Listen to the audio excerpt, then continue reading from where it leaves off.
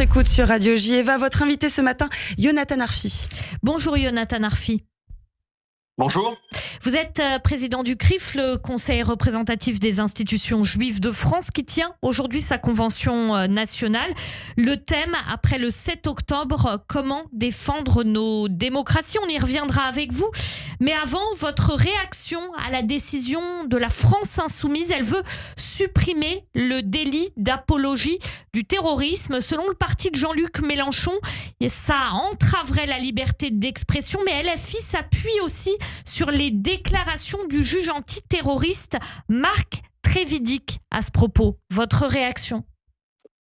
Ma réaction est assez simple. Je pense que les lois devraient être faites pour protéger les Français, pas pour les mettre en danger.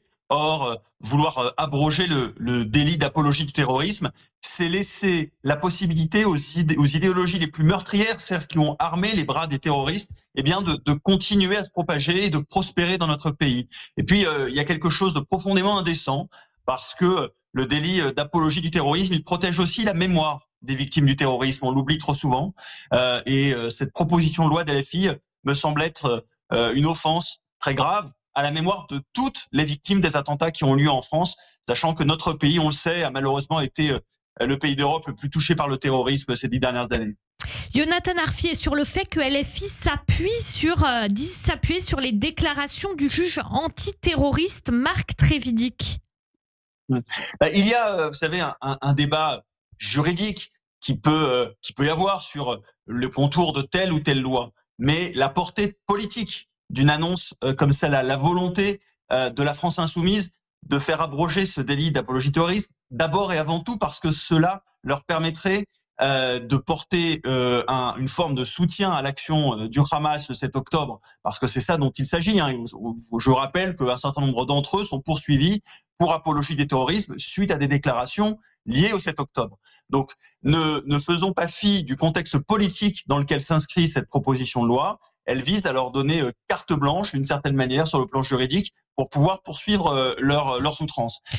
Qu'il y ait un débat juridique sur certains aspects de la loi, il peut bien sûr l'avoir. Mais dans ce cas-là, on est plus dans l'amendement que dans l'abrogation. Yonatan Arfi, cette initiative de LFI intervient après ce sondage qu'Ipsos a réalisé pour vous, le CRIF, sur l'antisémitisme. Et il révèle un tournant majeur. Désormais, 20% des LFistes sont favorables au fait que les Juifs quittent la France. Ça fait 5 points de moins pour l'extrême droite et le RN, qui aujourd'hui d'ailleurs prend régulièrement fait et cause pour Israël. Est-ce que ça veut dire qu'aujourd'hui, dans la France de 2024, la gauche, c'est pire que l'extrême droite ? De fait, aujourd'hui, chez les sympathisants de la France insoumise, il y a un taux d'adhésion à des préjugés antisémites un tout petit peu supérieur à ceux du Rassemblement national, mais dans les deux partis, je le rappelle, c'est supérieur au reste des Français. Et sur cette question précise de voir comme une bonne chose l'émigration des Juifs de France, eh bien là aussi, il y a un taux très élevé à la France insoumise, un sympathisant sur 5, 20%, un taux élevé aussi au Rassemblement national, 15%, alors que la moyenne nationale n'est que de 12% entre guillemets. Donc on voit bien qu'il y a effectivement des blocs dans l'opinion publique française où il y a aujourd'hui de l'antisémitisme persistant. Je pense évidemment donc aux sympathisants de l'extrême gauche, aux sympathisants de l'extrême droite, et puis aussi aux plus jeunes de nos compatriotes qui sont dans notre étude très marqués aussi par des adhésions très élevées sur des items antisémites avec des taux très élevés de réponse. Et puis on le sait, dans d'autres études, il y a au sein des Français qui s'identifient comme musulmans, malheureusement aussi des préjugés antisémites qui sont plus répandus. C'est dans ce contexte que la Cour pénale internationale a lancé un mandat d'arrêt contre le Premier ministre Netanyahou et celui de la Défense qui a été limogé en Israël, Yoav Gallant, mais aussi Mohamed Def, il faut le rappeler, le leader du Hamas. Quand Binyamin Netanyahou a évoqué cette décision, il a parlé d'un nouveau procès Dreyfus. Qu'en pensez-vous ? D'abord, sur le fond, c'est une décision qui est scandaleuse, nous l'avons dit. Je crois que c'est une offense à toutes les démocraties parce que la symbolique portée par cette décision, c'est celle de mettre sur le même plan, de mettre en équivalence les agissements d'une démocratie attaquée et les agissements d'une organisation terroriste, le Hamas. Et ça, c'est important de le dire à nos compatriotes parce que il faut que nos concitoyens français comprennent que cette décision, potentiellement demain, eh bien, serait amené à menacer les agissements de nos soldats français en opération extérieure quand nous intervenons contre le terrorisme, que ce soit au Sahel ou au Moyen-Orient. Jonathan Arfi, pour bien préciser ce que vous venez de nous dire, ça signifie que en fait vos protestations portent davantage sur cette équivalence entre le Hamas et les dirigeants israéliens que sur la décision de la Cour pénale internationale en elle-même. Elle aurait séparé les deux dos.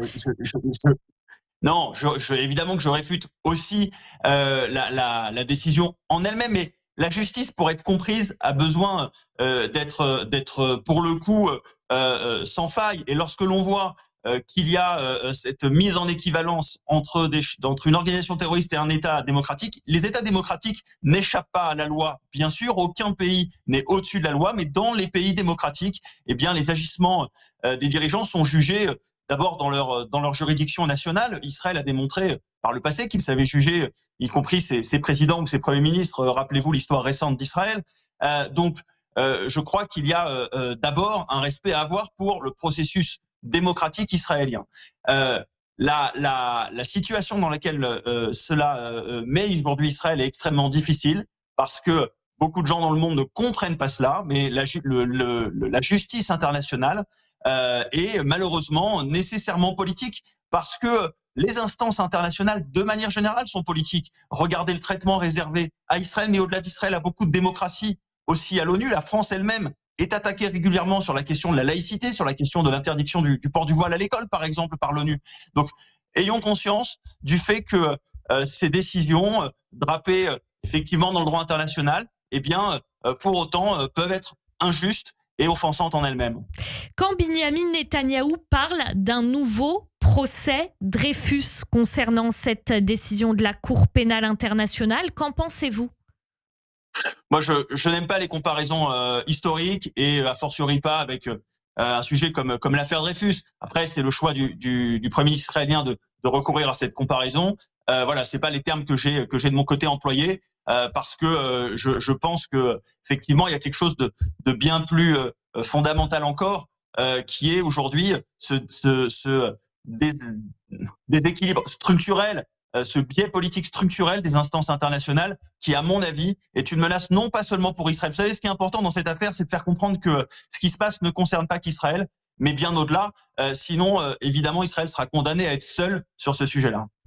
Jonathan Arfi, Emmanuel Macron était hier à Strasbourg pour le 80e anniversaire de sa libération et il a annoncé la panthéonisation de l'historien et résistant juif français Marc Bloch. Certaines déclarations récentes d'Emmanuel Macron sur Israël, sur le conflit israélo-palestinien ont été dénoncées et en même temps, Emmanuel Macron fait cette annonce. Est-ce que finalement Emmanuel Macron ne s'inscrit pas dans les pas traditionnels de la France, à l'époque par exemple où Jacques Chirac s'opposait dans les rues de Jérusalem aux policiers israéliens et où en même temps, en France, il reconnaissait la responsabilité de la France dans la rafle du Veldiv? Vous savez, moi je prends les déclarations et les actes des hommes et femmes politiques français là où ils sont et quand ils se produisent. Quand Emmanuel Macron a eu des déclarations qui nous ont paru non acceptables sur Israël, nous l'avons dit et j'ai réagi fermement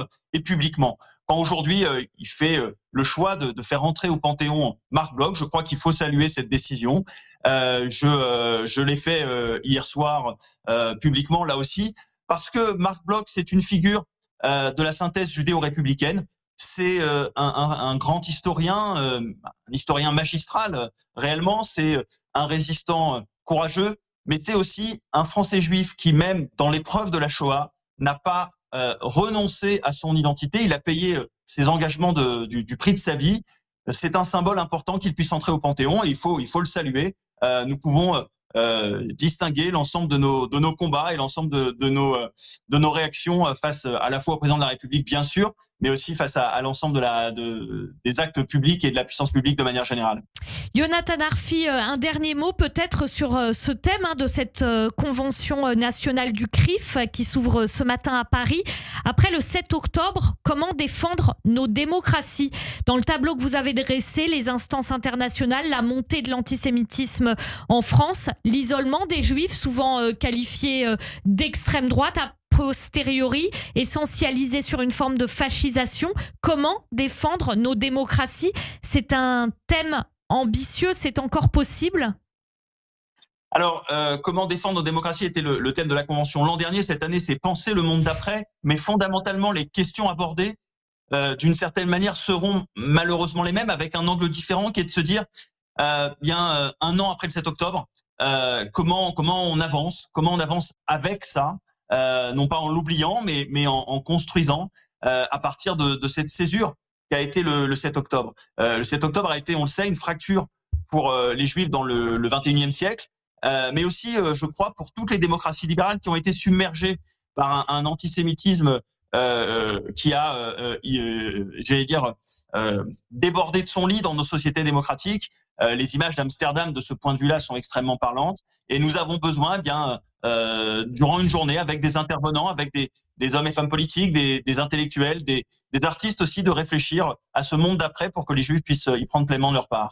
Et oui, erreur de ma part, merci de m'avoir corrigé, Jonathan Arfi, non pas comment défendre nos démocraties, mais penser le monde d'après. C'est donc le thème de la Convention nationale du CRIF qui s'ouvre ce matin. Merci Jonathan Arfi, à bientôt sur Radio J. Merci.